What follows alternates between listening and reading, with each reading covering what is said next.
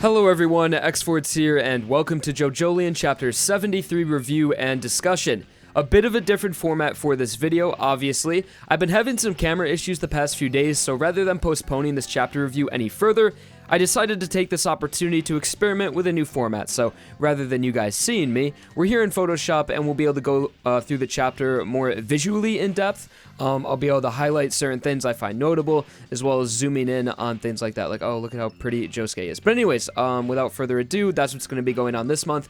Let's get into the chapter. So starting off with the cover page, we have a simple portrait of Josuke, which is usually the cover page image like 50% of the time. So nothing too crazy, but we have some narration that says simply waiting is not an option, which definitely ties more so into Josuke and Mamazuku's current situation in the tunnels, waiting for the Rokakaka to grow in order for it to be harvested, which will happen in 2 days. But in the meantime, Tsurugi and Jobin are being attacked by Poor Tom and Ozone Baby. If you remember, that's exactly how the last chapter left off. We saw a glimpse of Ozone Baby's ability. Air pressurization is what a lot of us theorized it to be, and that is exactly what it is. Like 80% of this chapter is just reinforcing what Ozone Baby does, with a little bit of plot progression and story progression of the current arc. So let's get into it. This is the second part of Poor Tom and Ozone Baby, and this is the first chapter of 2018. If I have to make a prediction, I say Ozone Baby goes on for another 1 to 2 chapters. I definitely couldn't see this being a five-part arc, but getting into the first 2 pages here, we have a double page spread that is just catching everyone up on the story. We were on hiatus last month, so I guess Araki found it necessary to give us a pretty big recap. We have some context to the current arc and the situation. Jobin buried Poor Tom's house, it's described as Ozone Baby, in the orchard, and now that it's affecting the entire orchard, we have the conflict being reinforced against Jobin and Norisuke, as well as the overarching plot here, who will get their hands on the new Rokakaka fruit. And one more notable piece of text, I don't think Poor Tom was ever referred to specifically as a rock human. We all just kind of assume so. And I guess it's confirmed now. He says rock human Poor Tom. This is just Jobin's narrative, I would assume. And also that it doesn't matter who it is, Poor Tom is trying to eliminate anyone that gets close to the orchard, even if it means killing Mamazuku and Josuke. So that's about it for the first 2 pages. Let's move on here. So finally, 4 pages into the chapter, we get to where chapter 72 left off, where Tsurugi and his dog were attacked by Ozone Baby, and its full physical design were revealed. And I knew that Tsurugi and his dog got injured, but to this extent, I mean, Tsurugi's dog got absolutely destroyed. I guess this really does just confirm that Araki absolutely hates dogs. Like, Jobin and Tsurugi are fine. Tsurugi is bleeding out of his eyes and ears, which is pretty bad, but the dog's entire eye just, like, bursted out of its skull. God, that's hard to look at, Araki. Other notable things on this chapter, or on this panel right here, it's pretty much the same panel from 72, but a lot of people have been comparing Jobin's design to Ozone Baby from just a little bit we saw. And it really is evident right here. Like, I don't know, it's just kind of the colors, the black and white, and the buttons on the shirt, but it is like a pretty undeniable resemblance. Like, their jackets they're wearing are pretty much identical. So I don't know why that is, why Araki made their design so similar. Maybe it's to have some sort of contrast or duality between the two. Interesting stuff, but I don't know if it means much more. Some people theorizing that Jobin and Poor Tom are going to fuse. That seems a bit like nonsense to me. Complete nonsense. But anyways, let's get further into the chapter here. Just more emphasizing on Poor Tom's ability and them just bleeding. That's a lot of this chapter, honestly. Jobin bleeding out of his eyes and ears while they're in the shed. Tsurugi being really innocent. Like, Dad, why is this happening to me? And I really feel bad for Tsurugi in this chapter. Tsurugi being my second favorite character in JoJolion, only behind Mamazuku. I feel so bad for him because he got wrapped up in this whole situation. Although I don't think Tsurugi is in any, death, any danger of death right now, because it just, I don't know. Tsurugi just seems more of a plot device right now to make Jobin relevant and have give Jobin some sort of a motivation to want to defeat Poor Tom or want to actually take action here. So I think Tsurugi is just here to be a big motivation for Jobin in this arc to save his son. It is unfortunate seeing Tsurugi go through all of this pain and suffering, but I don't think he is going to die. I think he is very safe. I think really Jobin and Mamazuku are the only characters that are in real danger of death right now in JoJolion, especially with Jobin going off later in the chapter about talks of sacrifice. But definitely, if I had to predict any characters dying in JoJolion, because there hasn't been a death yet, and there might not if you think about it. I mean, Diamond is Unbreakable was the only other part in JoJo that didn't have a death in it, and, well, except for Shigechi, rest in peace. They are alternate universe equivalents part-wise, so I think JoJolion is definitely going to have a lot less deaths in it. Definitely nothing like part 5 or 6. But getting more into the chapter here, pretty much just more of the same, more attacking going on. But we get some interesting dialogue here that poor Tom pretty much just betrayed Jobin. Originally, they were going to work together to find the branch, but now it's just completely thrown out the window, and poor Tom wants to eliminate everyone. So you see here in this dialogue, I knew it. He doesn't tend to look for the Rokakaka branch after everyone is wiped out. He plans to take his time to search the estate. So he wants to kill everyone that has motives of the Rokakaka right now. Pretty much everyone's motives. Well, we find out that Jobin, well, we found out a little bit ago in the Blue Hawaii arc that Jobin wanted the new Rokakaka for business, and that was a bit reinforced in the last chapter, but also he wants to use it to save Tsurugi from the rock disease. So that's Jobin's motivation. Mamazuku slash Josuke's motivation is all over the place.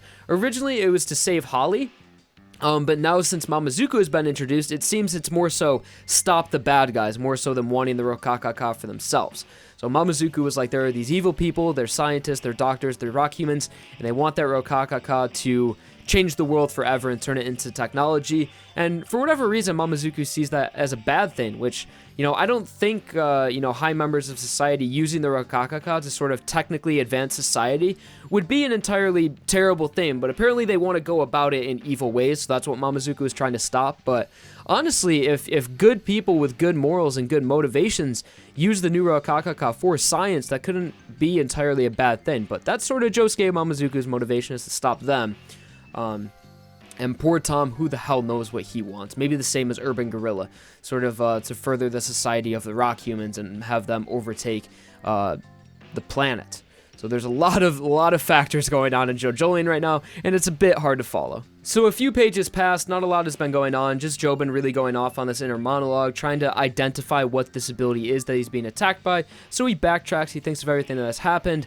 They sort of started being affected by air pressurization when they left. The can started to crash, and he realizes that the air is different outside than inside, so he makes a conscious decision to go back into the garage.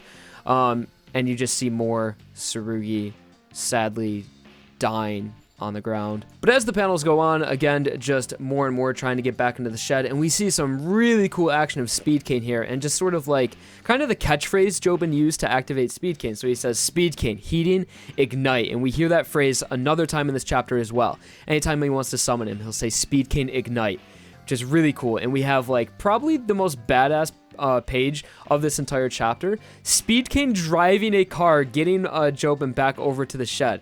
Just awesome seeing Speed Cane manifest inside this car, and he's just really badass looking. Did I mention that Speed Cane is one of my favorite stands in JoJolion design-wise? And along with this really cool-looking panel, we also have one of the cutest things I've ever seen in my entire life. Speed Cane driving, just like, I want JoJolion to be animated just so Speed Cane can have a voice.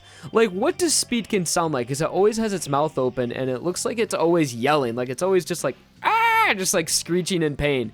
But yeah, that's a really cool panel right there. Seeing Speed Cane actually do something, which is awesome.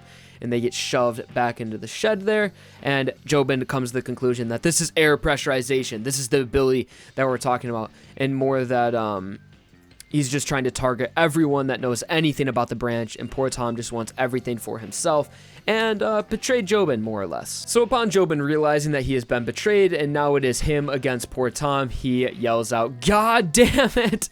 And him holding Tsurugi, which Tsurugi appears to be unconscious for most of this chapter. Fortunately, it looks like he passed out. So now switching over to Mamazuku and Josuke's perspective, they're still in the tunnels, and it is like just really simple stuff. They're just like, oh, is something wrong with me? I think I'm being affected by a stand. And you just see Mamazuku with his nose bleeding, and then Mamazuku comes to the conclusion that this is an attack, we need to get out. So they're leaving the tunnels right now, and by the end of the chapter, we'll see that it is inevitable that them and Jobin are going to come together at some point in the coming chapters, which is exciting stuff. And like I said, like 80% of this chapter is just reinforcing what Ozone Baby's ability is. We see Jobin talking about, we suddenly undergo depressurization, what that entails, blood vessels rupturing, and just overall not a lot of good things. So that has been pretty much like almost every single panel here. Although the last few pages, we have some deep dialogue. And we see some really cool stand-on-stand action here. You know what one thing Ozone Baby has reminded me of? Ozone Baby's design reminds me a lot of the Boogeyman from Nightmare Before Christmas. I don't know if any of you guys got that, but, I mean, even here on this chapter, or on this page right here, we see even more contrast between Jobin and, Ozone Baby's designs, as well as some things as stretching. They both have spikes on their heads, but I don't know, it's just strange. Just like this whole jacket that Ozone Baby wears, it's like pretty much identical to Jobin's, and it even has a hood up here too. So, I don't know why Araki did that. But one of the more important things on this chapter is that we have a new stand cry. Speed King going in for a stand barrage saying "Spee" or "Spay." I don't know, cool stand cry. It would have been better if he said Speedy, I guess. But that's interesting, I guess, seeing that Speed King is able to attack physically and is capable of a stand barrage. I don't think we've seen a stand barrage happen from a new stand since Vitamin C? I could be wrong on that, but I think that's the first time we saw a authentic stand barrage. But it turns out that Ozone Baby isn't actually a physical stand. It's pretty much just like a ghost that you can't attack physically. It'll just remanifest. So Ozone Baby really isn't doing anything here. Its physical form doesn't really mean anything, as the stand it's a long range stand that affects an entire area. So it having a design like this doesn't really make a whole lot of sense. I guess just to mess with them. As you can see, when Jobin and Tsurugi are inside this shed, it'll just be like floating around. And it looks like Jobin took a chemistry class or two in his time at college and high school, and he found a way to provide oxygen to Tsurugi. And again, we see that Speed Cane Ignite, sort of that catchphrase he uses to activate Speed Cane, which is really cool. So I'm sure if any of you guys know anything about chemistry here, you will understand that right there. Sodium chloride plus heat is oxygen. So interesting stuff. You always learn something with these current arcs of JoJolion. Right now, we're learning about air pressurization, guys. And again, it's like the middle of a stand fight. It's always hard to do these chapter reviews when it's like the middle of a stand battle, because I mean, there's not just this, it's just a lot of the same. It's just like a fight going on, and just this chapter especially is just explaining what Ozone Baby does. And all you guys read the chapters, so we're all caught up on that, but we do get some important plot stuff nearing the end of this chapter. And this is going to be a quick one too. This chapter was short, man. This chapter was just a little bit longer than a normal Shonen Jump chapter. It was only 31 pages. And a lot of these panels are kind of irrelevant here. I skipped a few just because it's just, showing that the characters are hurt and that they're trying to get to their objectives. So this chapter was it was really everything I expected it was going to be. I didn't think anything revolutionary was going to happen. I said I bet next chapter, I can guarantee that Jobin's going to take on the role of a protagonist, and he is going to be fighting poor Tom and Ozone Baby, and that's exactly what we got. So Jobin's makeshift oxygen mask actually worked, and Tsurugi is now conscious again and is questioning Jobin's motive. Tsurugi is so innocent, like, Dad, you buried it. Do you have some sort of connection to that? And Tsurugi is sort of like, not really blaming, but just wants answers. Like, why is all of this happening? Like, I saw you bury that thing, and now all these bad things are happening. Tsurugi is just so innocent looking at him. But here we get a bit of a philosophical speech from Jobin. So we see here that Jobin is a very strong believer in Darwinism. He says, whatever sounds nice, whatever nice sounding things my father says, the strong survive and the weak disappear. And it's true to some extent. It's been proven. But here we go. This is pretty much like the last significant bit of the chapter here. He says, listen, Tsurugi, I'll make my sacrifice. I'll make any sacrifice I have to make, or pay any price I have to pay. And we pretty much already knew this. I'm sure at some point JoJolion Jobin already stated that he would sacrifice himself for Tsurugi if the time came. But again, just stating his motive that he will do whatever it costs to get his hands on the Rokakaka. And that's pretty much every character in JoJolion right now. I'll do whatever it takes to get my hands on that Rokakaka. And he says, I'll eventually kill poor Tom, which I'm sure Jobin will. And that is the second to last page in the chapter here, and it closes off with a bit of foreshadowing. So it says, right now, somewhere without a doubt, somewhere around this orchard, they should be coming, Josuke and the plant appraiser. And they are. They're running around somewhere out there as they left they left the tunnels, and I'm sure they're going to meet up with Jobin, and Mamazuku and Josuke are going to meet up with Jobin. So it says they should be nearby. I have to somehow find Josuke, and I'll use Josuke in order to gain victory. So they're going to team up in some way, but I think Jobin is going to sort of manipulate them in some way that makes him come out on top above everyone. So Jobin, although, you know, it'll be interesting to see Jobin and the plant appraiser confront each other, because Araki's been really consistent in drawing. Every time Jobin talks about Mamazuku, he never puts a face to him because Jobin has never met the plant appraiser, and it's been happening so much recently. Seeing this image of the plant appraiser in Jobin's mind, it almost makes me think that there's going to be some sort of conflict when they meet each other, which could possibly happen. It'll be interesting seeing Mamazuku, you know, sort of interact with Jobin. We've seen how angry and how much of a supporting role he plays with Josuke's life. So them being similar characters to adult characters that are supporting cast members, it'll be interesting to see how they react to one another. But it looks like in some way Jobin is going to find a way. He uses the word use Josuke. He didn't say I'm going to team up with Josuke, or, you know, I'm going to find Josuke and get his help to defeat poor Tom. I bet in some way the three of them will work together to defeat, because, you know, if they don't defeat poor Tom, they're all dead. So it's going to be interesting to see these three pair up and be a group. Maybe even Tsurugi will help out in some way and see everyone come together. But it's going to end with Jobin betraying them in the end. Jobin wants to kill Mamazuku and Josuke. Even if it means not being able to find the branch, he'll be able to just search for himself. So it looks like Jobin will sort of take on the role of poor Tom, how poor Tom betrayed Jobin, and now Jobin looks like is going to team up with those two and then eventually betray them in the end as well. So that was chapter 73. Like, not the craziest chapter ever. Some people were saying, like, oh, it's really good, it had a lot of plot progression. It was pretty much like exactly what I thought it was, even a bit boring at times. It's just a stand fight, guys. We're just in the middle of a stand fight right now, and not even like a huge stand fight that would signify, like, you know, end times for JoJolion.